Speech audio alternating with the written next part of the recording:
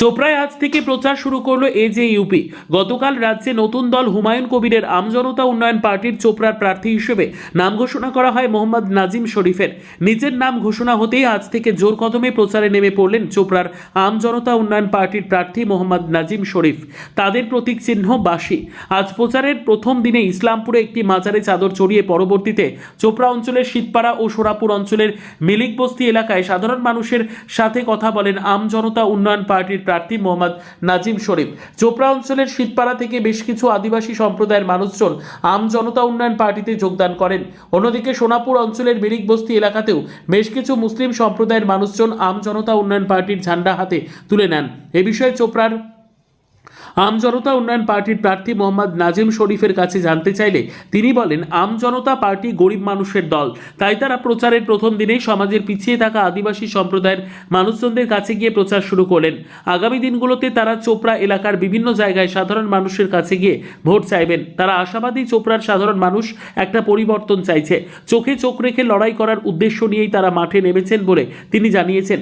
চোপড়ায় প্রথম দিনেই প্রার্থীর হয়ে প্রচারে নামেন আমজনতা উন্নয়ন পার্টির জেনারেল সেক্রেটারি তথা গোয়ালপুকুরের প্রার্থী তৌহিদ আহমেদ খান, আমজনতা উন্নয়ন পার্টির উত্তর দিনাজপুর জেলা সভাপতি আলতামাস চৌধুরী সহ অন্যান্যরা।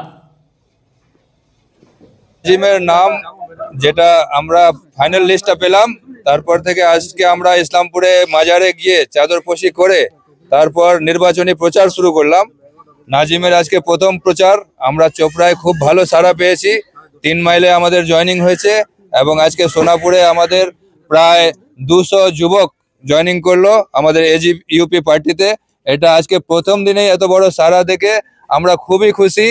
আর আমরা আপনাদের চ্যানেলের মাধ্যমে বলতে চাই যে আমাদের হুমায়ুন কবির হিন্দু, মুসলমান, শিখ, ঈসাই, আদিবাসী, এসসি, এসটি, ওবিসি সবার জন্য একটা সুন্দর বাংলা গড়ার জন্য এবার নির্বাচনে অংশগ্রহণ করেছেন। সকলে মিলে উনার সমস্ত প্রার্থীকে জয় করুন, যাতে আমরা আগামী দিনে একটা সুন্দর বাংলা পেতে পারি। 100 বার টিএমসি এবং বিজেপি দুদলই একই। পশ্চিম বাংলায় বিজেপিকে নিয়ে এসেছে তৃণমূল কংগ্রেস, কারণ বিজেপির এত সংখ্যক বিধায়ক থাকতো না। মাত্র 3টা বিধায়ক থেকে 77টা বিধায়ক হয়েছে বিজেপির। সেটা তৃণমূলের সরকারে, সেটা হুমায়ুন কবির নিয়ে আসেনি বা আসাদুদ্দিন ওয়াইসি নিয়ে আসেনি। আমরা এসেছি এইবার আমাদের নিজস্ব শক্তি প্রদর্শন করতে। আমাদের শাসন আমাদের মতো লাগে। মুসলমান একটা ভালো সংখ্যা নিয়ে এবার অ্যাসেম্বলিতে যাবে। হ্যাঁ, যোগদান আজকে 200 যুবক এখানে আমাদের যোগদান করলো। প্রথম আজকে আমাদের প্রচার। কি আপনার নাম? আমি আলতামাস চৌধুরী, জেলা সভাপতি এজেইউপি। প্রথমে বলি যে এখনকার যে বিধায়ক রয়েছেন সে বলতে পারে যে আমি 1.5 লক্ষ ভোট জিততে পারবো। মানুষ কিনা বলতে পারে, তাদের ফান্ডামেন্টাল রাইট রয়েছে, তার মৌলিক অধিকার রয়েছে, সে বলতেই পারে, তাতে আমি বাধা দিব না কোনোদিনও। কিন্তু এটা হচ্ছে মানুষের কথা, ভোট দিবে কিনা সেটা হচ্ছে কথা। রেজাল্টের দিন আপনারা দেখতে পারবেন যে কত ভোটে হারতেছে, সেটা আপনারা দেখতে পারবেন। আপনি দেখেছেন যে চোপড়ায় বারবার একটা স্লোগান আসছে যে পরিবর্তন চাই, নতুন ফেস চাই। আমরা পরিবর্তন করার জন্য নতুন ফেস এখানে নিয়ে তুলে ধরেছি এবং নতুন পার্টি ধরেছি। পরিবর্তন আসবে এবং আগামী দিনের চোপড়ার বাসী ঠিক সফল নিয়ে আমাদেরকে হুমায়ুনের পার্টিকে ভোট দিয়ে শক্তি করে এখান থেকে আমাদের রাজ্যে পাঠাবে এবং আমাদের এই চোপড়ার বাসীর জন্য কথা বলার সুযোগ করে দিবে। আমাদের প্রথম আজকে থেকে ইসলামপুরে আমরা ফজলে রব্বির দরগায় চাদরপোশি করার পর আমরা আগেই প্রথমে 3 মাইলে জয়েন করালাম, এরপরে সোনাপুরে, এরপরে আমাদের জয়েনিং প্রোগ্রাম আরও ছিল, কিন্তু আমাদের আবার একটু অন্য জায়গায় মিটিং আছে, সেগুলো আমরা ওখানে চলে যাব। পরবর্তীতে আমাদের জয়েনিং প্রোগ্রাম আরও রয়েছে। আপনারা দেখতে পারবেন যে এই জয়েনিং প্রোগ্রাম শুধুমাত্র জয়েনিং নয়, মানুষের আশা, মানুষের যে কণ্ঠ, মানুষের যে অধিকার, মানুষ যে বঞ্চিত ভোট দিতে পারেনি, তার যে রাগ, তার যে কষ্ট, সেই কষ্টটা পরিবর্তন করবে আগামী দিনে 26 ইলেকশন বাসি চিহ্নে ভোট দিয়ে। আমাদের হুমায়ুন পার্টি, এজেইউপি পার্টি বাসি চিহ্নে ভোট দিয়ে জয়যুক্ত করে তাদেরকে জবাব দিবে যে আমরা চোখ বাঁধে থাকবো না, আমরা মুখ বন্ধে থাকবো না, আমরা চোখে চোখ রেখে লড়াই করতে রাজি আছি, লড়াই করব। কতটা আশাবাদী রয়েছেন চোপড়া থেকে? 110% আমরা আশাবাদী। আমরা জয় হচ্ছি, জয় হব।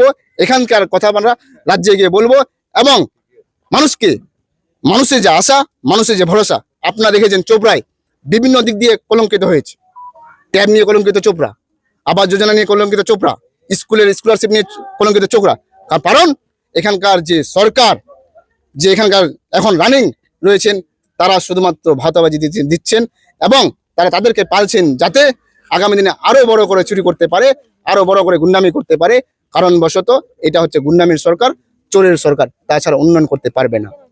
চোপড়াবাসীর কাছে এটাই অনুরোধ করব যে আপনারা পরিবর্তন চেয়েছিলেন, নতুন ফেস আপনাদের সামনে এসেছে, আপনারা আমাদেরকে ভোট দিয়ে আগামী দিনের আপনাদের জন্য কথা বলার সুযোগ করে দেন, যাতে আমি আপনাদের মা বোনেদের, ভাই, ছেলে, মেয়েদের জন্য কথা বলতে পারি। আগামী দিনে ভবিষ্যতের যে যুবক রয়েছে, যে যুবকের ভবিষ্যতের জন্য আমি কথা বলতে পারি, এই বার্তা দিয়ে যাচ্ছি আমি চোপড়া মানুষের কাছে, যে আমি আশাবাদী থাকছি যে চোপড়া মানুষ আমার এই কথা শুনে আগামী দিনে ভোট দিয়ে আমাকে জয়লাভ করে তাদের জন্য কথা বলার সুযোগ করে দেবেন। বলছি দাদা, আপনারা নতুন দলে জয়েনিং কেন করলেন? একদিকে সিপিএম, কংগ্রেস, বিজেপি এবং রানিং সরকার তৃণমূল, তা সত্ত্বেও আপনারা নতুন হুমায়ুন কবিরের দলে যোগদান করছেন কেন?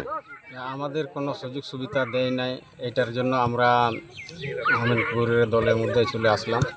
যে আমাদের উন্নয়ন হয় নাই এখানে, যে ঠিক মতন আমাদের যেটা দাবি দাবার নিয়ে আমরা আন্দোলন করতে চাচ্ছি, যে আমাদের তৃণমূলের আমাদের নেতাগুলো, কর্মীগুলো যেগুলো আছে আমরা ডাকতেছি, সেই ওরাও আসে না এখানে। আমাদের সুযোগ সুবিধাও যদি না করে দেয় তাহলে আমরা ওদেরকে নিয়ে আমরা কিভাবে চলব? এখন আমাদের সুযোগ সুবিধা যেটা পাবো সেইটা দাবি দাবা নিয়ে আমরা একটা আন্দোলন করব, যে কিভাবে আন্দোলনটা করব। ওরা যদি আমাদেরকে সহযোগিতা না করে তাহলে আমরা কি নিয়ে আমরা আন্দোলন করব?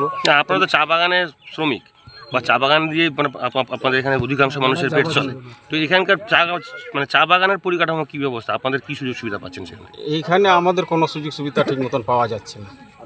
মালিকের ইচ্ছার মতন কাজ করতে হয়, মালিকের ইচ্ছার মতন সব কিছু করতে হয়। আমাদের কোনো নেতা সে তারা আমাদের কাছে কোনো আসে না, আর আমাদের কোনো সুযোগ সুবিধা করে দিচ্ছে না। আপনার নাম? আমার নাম জকেন মোল্লা। আপনি কোথায় কাজ করেন? আমাদের এই আড্ডিতে কেশরী বাগে কাজ করি।